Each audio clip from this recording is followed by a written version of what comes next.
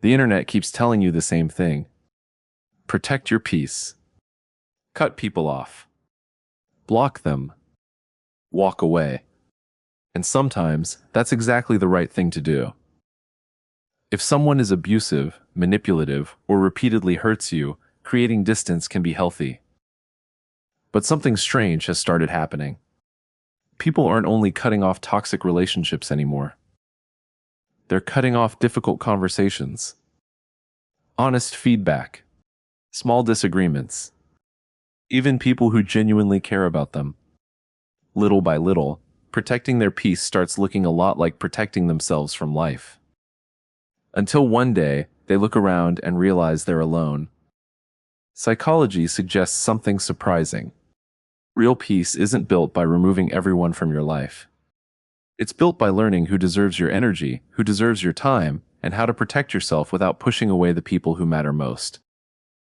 Today, you'll discover 10 psychology-backed ways to do exactly that. Let's start with one of the biggest misconceptions people believe today. Number 1, not every difficult person is toxic. One bad conversation doesn't automatically mean someone is bad for your life. That's one of the biggest misunderstandings social media has created. Today, almost every uncomfortable relationship gets labeled as toxic online. But psychology paints a much more balanced picture. Healthy relationships include misunderstandings. Even loving people disappoint each other sometimes. Friends forget birthdays. Parents say the wrong thing. Partners lose patience. None of that automatically makes them harmful.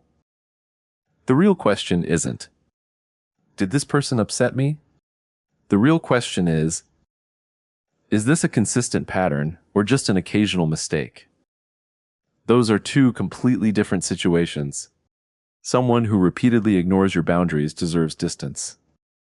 Someone who made one mistake may deserve a conversation. Learning that difference protects both your peace and your relationships. Once you understand that, the next step becomes much easier. Number 2, boundaries are stronger than distance. Many people think protecting their peace means disappearing, not answering messages, avoiding difficult conversations, canceling plans, slowly becoming unavailable. At first, it feels peaceful. But very often, it's simply avoidance wearing a healthier name.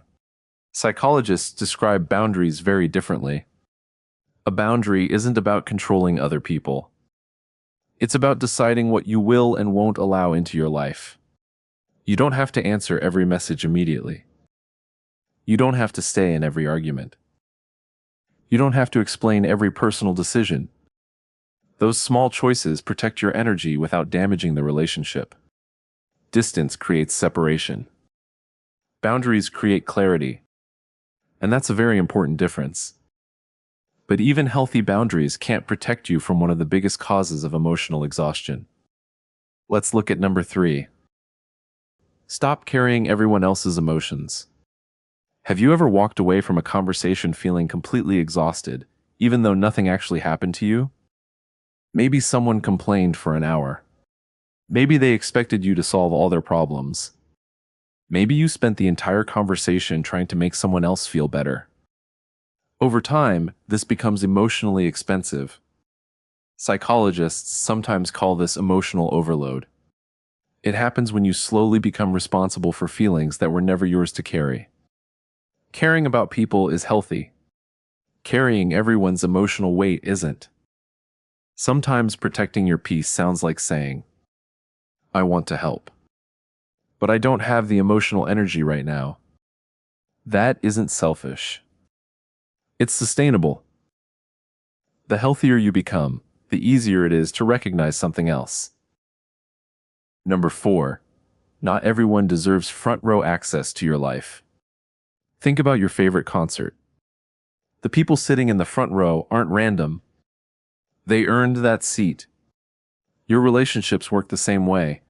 One of the biggest reasons people feel emotionally drained is because they give everyone the same level of access. A coworker knows the same personal details as your closest friend. An acquaintance receives the same emotional energy as a family member. Someone you've known for only 2 weeks receives the same trust as someone who stood beside you for years. Psychology suggests that healthy relationships naturally exist in layers. Some people belong in your inner circle. Others belong a little farther away. And that's completely normal. You don't have to remove someone from your life just because they aren't your safest person. You simply adjust how much access they have to your time, your trust, and your emotional energy. Not every relationship needs to become deeply personal. Some people are wonderful in small doses. Others earn a permanent place in your life. Learning that difference protects your peace without creating unnecessary distance. But even when the right people are in the right place, one habit can quietly destroy your peace. Let's look at number 5. Learn to pause before you react. Imagine receiving a message that instantly makes your heart race. Maybe it feels unfair. Maybe it sounds disrespectful. Your first instinct is to reply immediately, to defend yourself, to explain, to prove your point. But psychology shows that emotions move much faster than wisdom. When your nervous system feels threatened, it pushes you toward immediate action, not because it's making the best decision, because it's searching for immediate relief. The problem is that relief and resolution are not the same thing. A reply written in anger may feel satisfying for 5 minutes, but it can damage a relationship for years. That's why emotionally healthy people create a small pause before they respond. Not to ignore the situation, not to avoid conflict, but to let the emotional storm settle before making a decision. Sometimes protecting your peace isn't about walking away. It's about waiting long enough to respond instead of react. That small pause changes something even deeper. It helps you protect something far more valuable than winning an argument. Number 6, protect your energy, not your ego. Not every disagreement needs a winner. Think about how many arguments begin with one simple thought. I need them to understand me. That desire is completely human, but it can quietly become exhausting. Psychologists often explain that your ego wants validation. It wants to be right. It wants the last word. But your peace wants something different. It wants calm. Those two goals are rarely the same. Sometimes protecting your peace means allowing someone to misunderstand you, not because they're right, but because proving them wrong isn't worth sacrificing your emotional balance. That doesn't mean becoming passive. It means becoming selective. Some conversations strengthen relationships. Others simply feed conflict.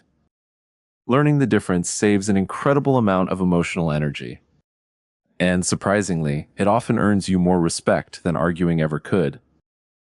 Once you stop trying to prove yourself to everyone, another unnecessary habit begins to disappear. Let's move on to number 7.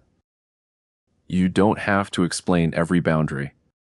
Have you ever said no, then immediately felt the need to explain yourself? Maybe you wrote 3 long paragraphs. Maybe you apologized 5 times. Maybe you tried to make sure nobody felt disappointed. It feels polite. But sometimes it comes from something much deeper. The fear of not being accepted. Psychology suggests that people who constantly over-explain their boundaries often aren't protecting their peace. They're protecting other people's approval. There's an important difference. Healthy boundaries don't require a courtroom defense. You don't need the perfect excuse to rest. You don't need a detailed explanation for declining an invitation. You don't need permission to protect your own time. Sometimes, a simple, "I can't make it today," is enough. The people who genuinely respect you usually won't need a long explanation. And the people who demand one often weren't respecting your boundaries in the first place. Sometimes peace begins the moment you stop trying to convince everyone that your needs are valid. Because they already are.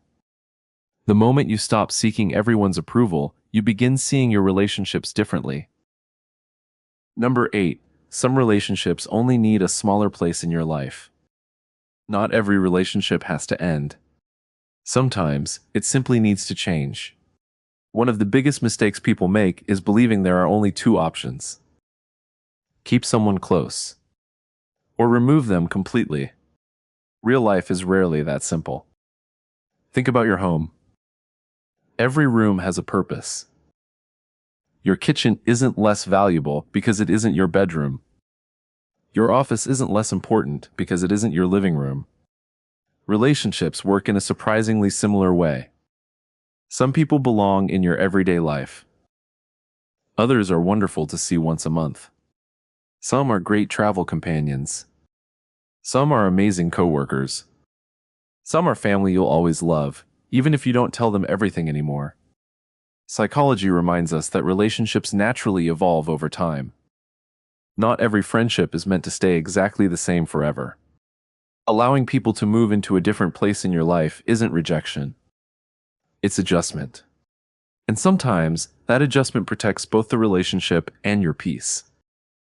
But even after adjusting your relationships, there's one lesson almost everyone struggles to accept. Let's move on to number 9. Accept that you can't control other people. Imagine trying to hold water in your hands. The tighter you squeeze, the faster it slips away. Relationships often work the same way. One of the greatest sources of emotional exhaustion comes from trying to control things that were never yours to control. You want people to understand you. You want them to apologize. You want them to change. You want them to finally become the person you know they could be.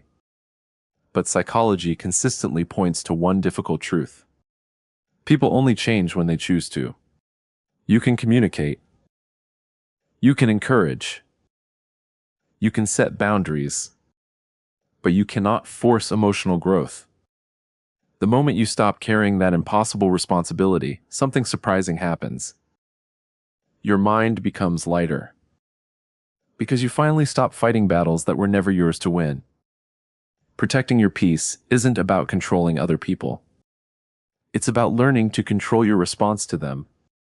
Once you truly let go of trying to change everyone else, one final truth becomes impossible to ignore. Number 10. Peace was never meant to feel like loneliness. For a moment, think about what peace actually feels like. Is it silence? Is it having nobody who disagrees with you? Nobody asking anything from you? Nobody challenging your opinions? At first, that might sound peaceful. But psychology tells a very different story. Human beings aren't built for permanent isolation. We're built for meaningful connection. The healthiest people don't have perfect relationships. They have honest ones. Relationships where boundaries exist. Where respect exists. Where mistakes happen. Where forgiveness is possible. Real peace isn't the absence of people. It's the absence of constant emotional chaos. There's a huge difference. You can have a quiet house and still feel completely alone. Or you can have a house full of people and feel deeply safe. Peace doesn't come from removing everyone around you. It comes from learning which relationships deserve your energy and how to protect yourself without closing your heart. Because protecting your peace should never require abandoning the people who make life meaningful. Sometimes the healthiest boundary isn't a wall. It's simply knowing where the door is. When you put all 10 of these ideas together, something surprising happens. You stop asking how to escape people. You start learning how to build healthier relationships with them. Maybe that's why protecting your peace has become so confusing. Somewhere along the way, people started believing that peace meant distance. That the fewer people you had in your life, the happier you'd become. But psychology suggests something much more balanced. You don't need to choose between your well-being and your relationships. You don't need to disappear every time life becomes emotionally difficult. You don't need to cut people off every time someone disappoints you. What you need is discernment. The wisdom to recognize the difference between someone who is occasionally difficult and someone who is consistently harmful. The courage to say no without feeling guilty. The patience to pause before reacting. The confidence to protect your energy without building walls around your life. Because real peace isn't about becoming unreachable.